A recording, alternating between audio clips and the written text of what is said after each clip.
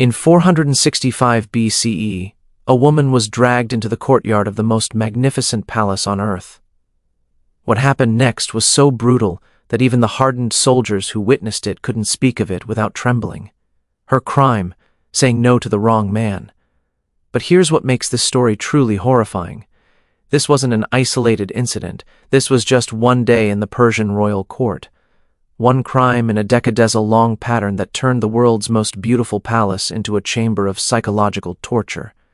And the man responsible, you know his name. You've seen his armies in movies, but you have no idea what he really was. History wants you to remember King Xerxes, the first of Persia, as a warrior, as the man who led millions against Greece, as the builder of monuments that defied imagination. That's the story we tell ourselves, because it's easier to digest.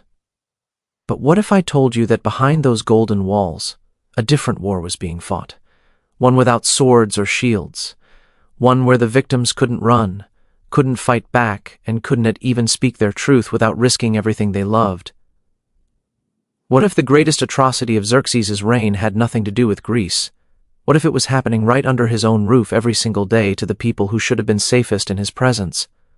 Stay with me, because what you're about to learn will change everything you thought you knew about ancient Persia. And I promise you, by the end of this video, you'll understand why this story was buried for over 2,000 years. Let's start with a question that historians rarely ask. What does it actually do to a human being when everyone around them insists they're not human at all? October 486 BCE, the throne room of Pepololis. A 36-year-old man named Xerxes receives the crown of the largest empire the world has ever seen. His father, Darius the Great, is dead. And from this moment forward, Xerxes will never again experience a single genuine human interaction. Think about that for a second. Every person who approaches him must follow an elaborate ritual called proskynesis, falling face down on the ground, kissing the earth before him, not bowing, not kneeling, completely prostrating themselves as if before a deity. No one can turn their back to him ever. To do so is death. No one can look directly into his eyes unless given explicit permission. No one can speak unless spoken to first. The Greek historian Herodotus recorded something chilling about Persian court protocol. If you had to approach the king with urgent news, you first had to stand outside the throne room for days, sometimes weeks, waiting for permission to enter. Even if the empire was burning, even if cities were falling, you waited because disturbing the god-king at the wrong moment could cost you your head. But here's what makes this truly insidious. Xerxes wasn't born believing he was divine. He was systematically conditioned into it. His mother, Atossa, understood power better than anyone alive. She was the daughter of Cyrus the Great, the empire's founder. She'd watched her own family tear itself apart in succession wars. She'd seen brothers poison brothers, seen entire bloodlines erased overnight, and she knew the brutal truth. In the Persian court, family wasn't a source of love. It was the most dangerous threat of all. So she taught her son a lesson that would poison everything he touched. Trust nothing, control everything, show no weakness, because the moment you're seen as human, the moment you're seen as vulnerable, you're already dead. The Greek sources tell us Atossa had enormous influence over Xerxes, more than any father figure or advisor, and what she created wasn't a king. She created something far more dangerous, a man who genuinely believed that other human beings existed only as extensions of his will. Now, let's talk about the place where this all unfolded, the royal household itself. Hollywood gets this spectacularly wrong. When we picture ancient Persian kings, we imagine some kind of eternal bachelor party. Hundreds of wives, endless pleasure, a fantasy of absolute indulgence. But the reality was far more complex, and in some ways far more disturbing. The Persian royal household, called the Andaran, was actually a sophisticated political institution, and contrary to popular belief, Xerxes appears to have been married to only one woman throughout his entire adult life, Queen Estress. Think about the implications of that. This wasn't a harem of disposable women who could be ignored. A mistress was a permanent fixture, a woman of immense power in her own right. She owned vast estates. She commanded her own household troops. She held audiences with foreign dignitaries. Ancient records show she even controlled major construction projects across the empire. But here's the catch that makes this entire system so psychologically twisted. All of that power existed at Xerxes' pleasure. With a single word, he could strip it all away. The royal household was home to the most powerful women in the empire. The king's mother, his wife, his sisters, his daughters, and the wives and daughters of his closest relatives. These women lived in unimaginable luxury. They wore robes worth more than entire cities. They dined on delicacies brought from every corner of the known world. They were attended by hundreds of servants who existed solely to fulfill their wishes. But they were also prisoners.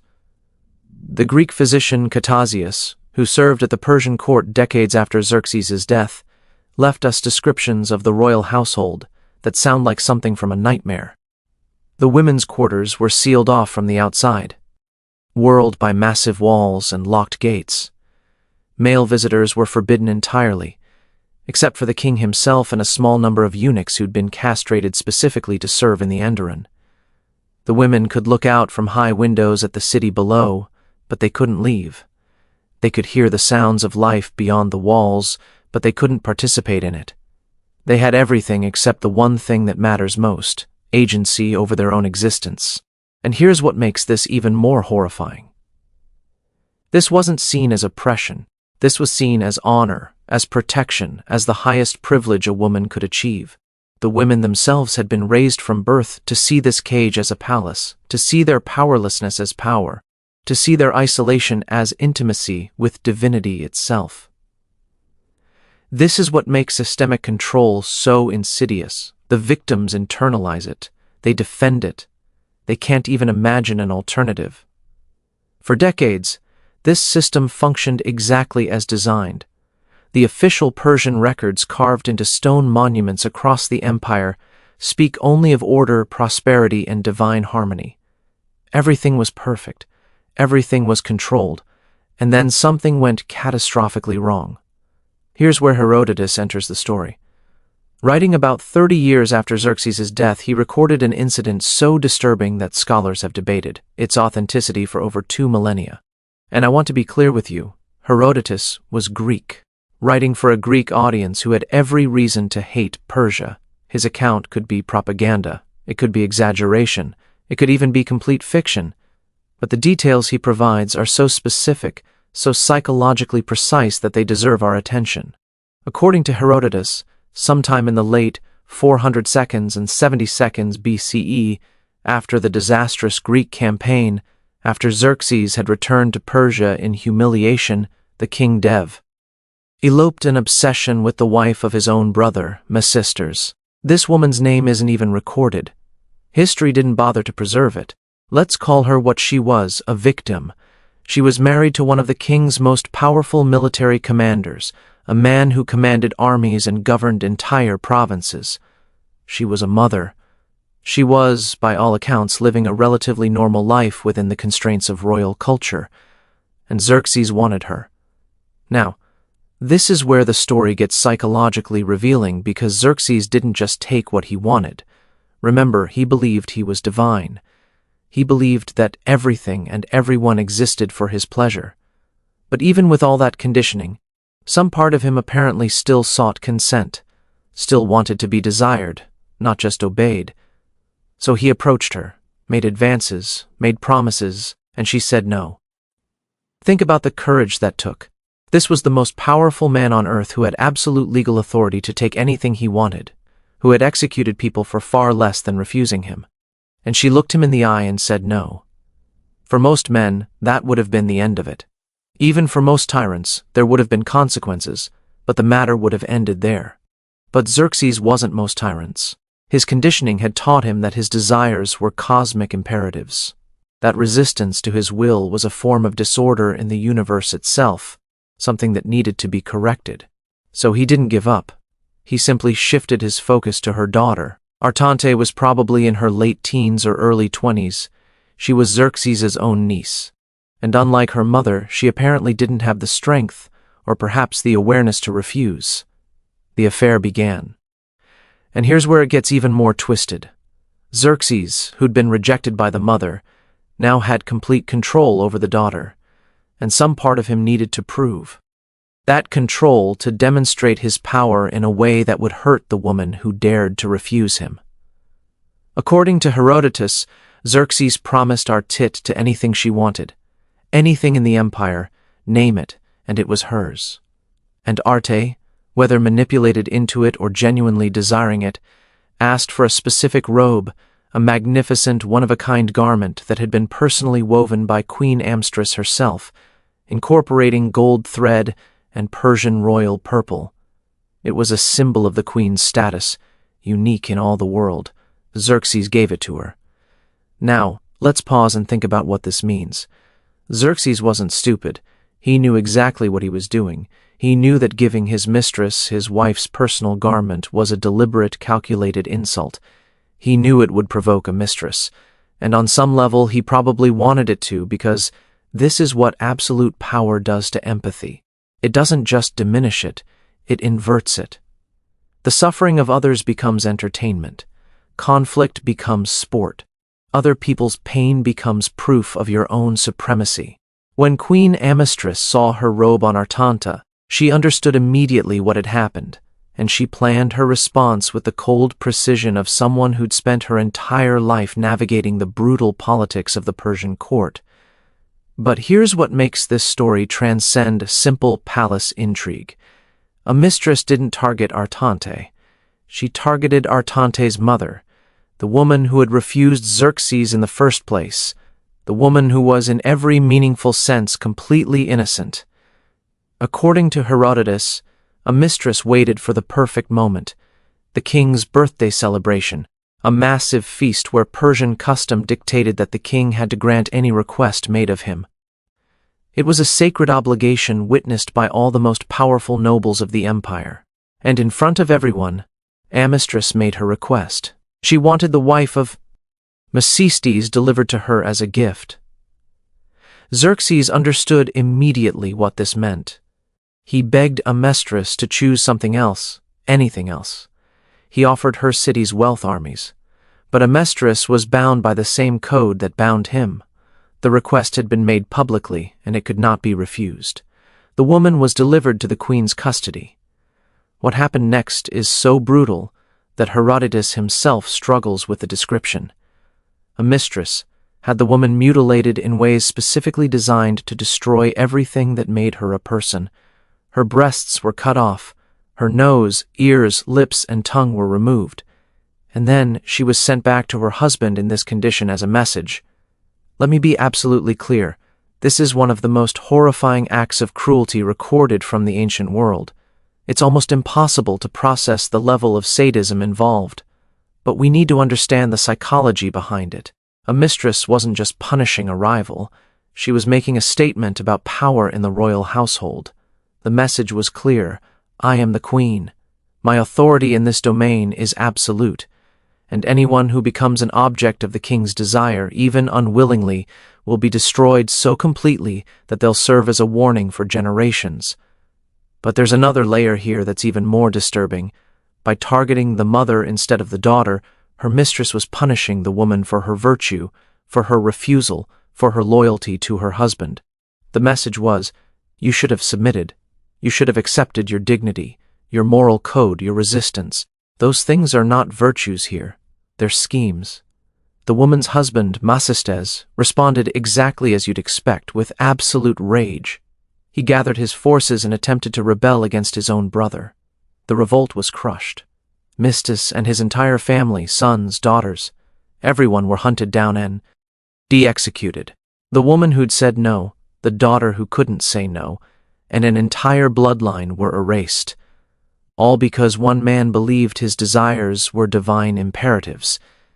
Now, here's the question that historians hate, but that we have to ask. Was this an isolated incident, one terrible story in an otherwise normal reign? Or was this a window into something much darker? The problem is that Persian royal records were designed to project a divine order. They recorded military victories, construction projects, religious devotion. They didn't record palace scandals. They didn't record family conflicts. They especially didn't record anything that would humanize or criticize the king. So, we're left with fragments, Greek sources that might be biased, archaeological evidence that hints at things it can't prove, and the psychological logic of absolute power itself. Let's think about what we know for certain. We know that Xerxes was raised in a system specifically designed to eliminate his empathy. We know he was conditioned, from birth, to see other humans as objects that existed to serve his will.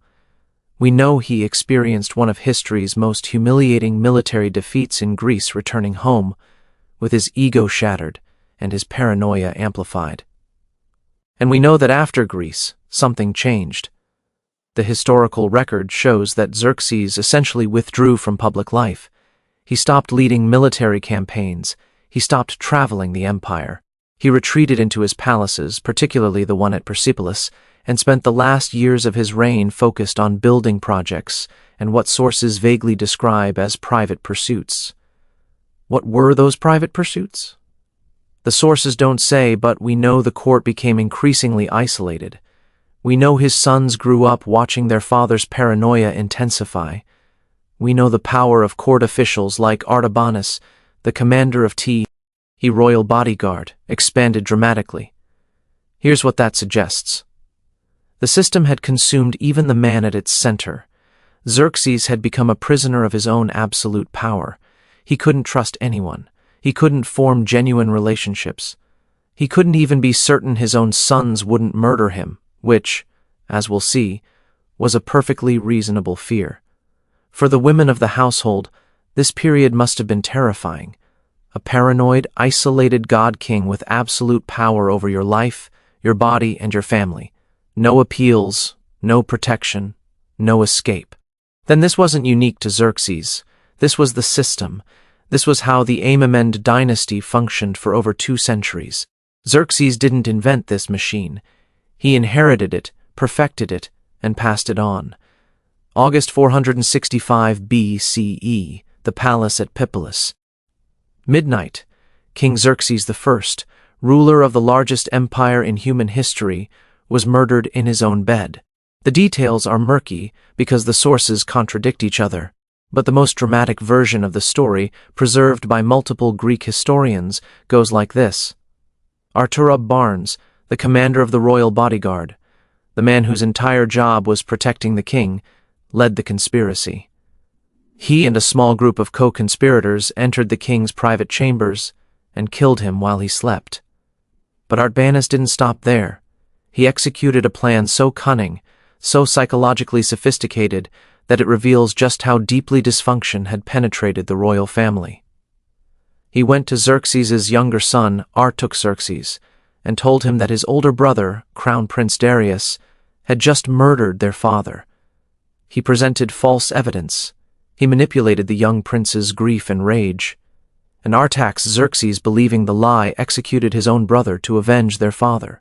Only later, when Artabanus tried to consolidate his own power, did the truth emerge, and Artaxerxes, realizing he'd been manipulated into fratricide, had Art Barnes and all his co-conspirators hunted down and killed. Think about what this story tells us. The king's own bodyguard murdered him. The king's own son murdered his brother. And this all happened within the most heavily guarded palace in the ancient world, surrounded by thousands of loyal troops. How does that happen unless the entire system is completely broken? Unless the culture of fear and paranoia has spread so thoroughly that even the inner circle sees assassination as the only path to survival? Xerxes had spent his entire life building walls. Walls around his palace, walls around his household, walls around his own humanity. And in the end, those walls didn't protect him. They trapped him. For the women of the royal household, the death of King Xerxes changed nothing. Artaxerxes I inherited the throne, and he inherited the system. The Andoran continued. The practice of viewing royal women as political assets continued. The isolation, the control, the reduction of human beings to instruments of dynastic power, all of it continued. In fact, it intensified. Artaxerxes, his own son, the future Darius II, married his half-sister Parysatis, in a union specifically designed to consolidate power. This practice of sibling marriage became more common in later Amenem generations, influenced by Zoroastrian traditions, but driven by political calculation for the next century and a half, until Alexander the Great burned Pepilolis to the ground. The system persisted. Generations of women were born, lived, and died within those walls, never knowing any other reality. And here's the truly chilling part. This wasn't seen as tragedy. This was seen as civilization, as order, as the natural way of things. The gods who enforced it thought they were doing their duty. The priests who blessed it thought they were serving the gods. The women who suffer through it often defended it because they've been taught from birth that this was honor, not horror. This is what systemic oppression looks like at its most effective, when the victims can't even recognize their own oppression, when the cage is so beautiful that you forget it's a cage at all. The ruins of Pipilis stand today in the Iranian desert, their columns reaching toward the sky like broken fingers. Tourists walk through them imagining the glory that once was, but those stones remember different things. They remember the women whose names weren't recorded, the voices that Wern had heard, the lives that were lived entirely at someone else's pleasure. The story of Xerxes' household isn't just ancient history. It's a warning that echoes across every century and every civilization. It shows us what happens when we build systems that place any human being beyond accountability, when we confuse power with divinity, when we convince ourselves that some people are born to rule and others are born to serve. The palace is ruins now. The empire is dust. But the lesson remains. Absolute power doesn't just corrupt the person who holds it. It corrupts everyone who participates in maintaining it. It twists love into control, duty into fear, and human beings into instruments. And that's not ancient history. That's happening right now somewhere in the world, behind walls we can't see.